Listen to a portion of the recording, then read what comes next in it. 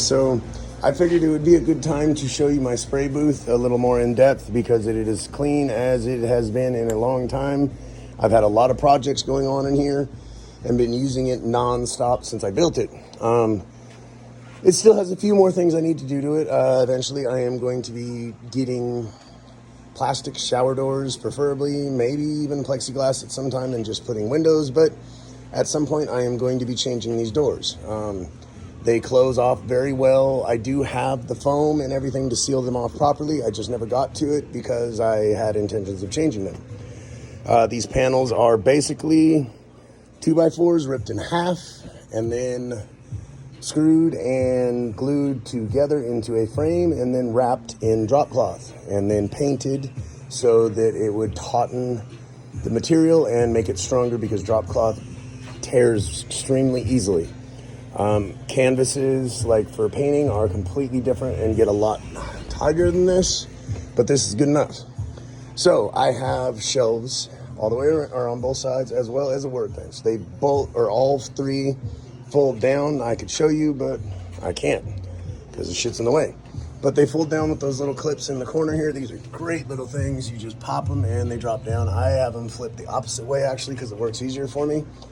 I have fans, oscillating fans in both corners, as well as an exhaust fan. They are conveniently controlled with this here little thingamajiggy. So we've got the exhaust fan, we've got the oscillating fans, and we've also got 360-degree lights so that there isn't any shadow. They are adjustable for different temperatures or whatever the hell it is, but I don't really screw with that. The other thing I have in here, obviously, for wintertime is heat for doing epoxy and shit. This is fairly thermostat. I'm able to keep it fairly close with what I've got set up in here. It has an old exhaust fan that goes out the bottom, which I like when the door's open to be able to vent it out the garage door, but I keep plywood on that side most of the time, so I ended up putting in the secondary vent, which flows a lot better anyways. I have power right down from the middle so that I can run my spray guns. It makes it very nice. It has a full floor. Like I say, this breaks down very conveniently. I've never needed to, and with all the stuff I have in it, obviously it wouldn't break down real easy. But I wanted it more permanent, and I have shit mounted all around it. My vacuum, my boom is mounted up on top with some hardwood, some steel, a lot of bolts. I have just stuff everywhere on this thing. And the coolest thing, I think, is I built it on pop-up casters. So this, when empty of all the bullshit, or most of the bullshit, can pop up and just roll right out the door if I need more space in the shop. So I think that's pretty much all of the little deals. Yeah, indispensable to have a floor that I can just let the epoxy do its thing.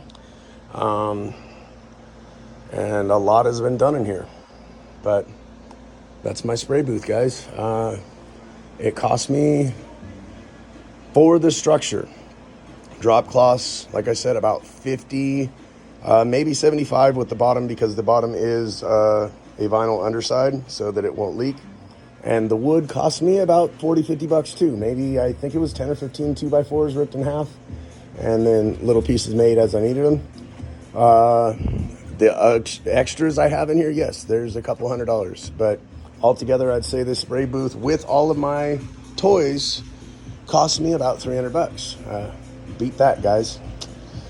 A breakdownable, movable, storable, portable spray room. Yeah, like to see you beat that for a couple $100 bucks. Anyways, thanks for watching, guys. I hope this was informative and you can use some of these ideas to build your own. It doesn't have to be this big. It can be any size. Shit, that's why I made it this size. If I want it bigger, I make 2 more, 3 more panels and I've got a bigger room. So anyways, yeah, that's about it. Have a good night.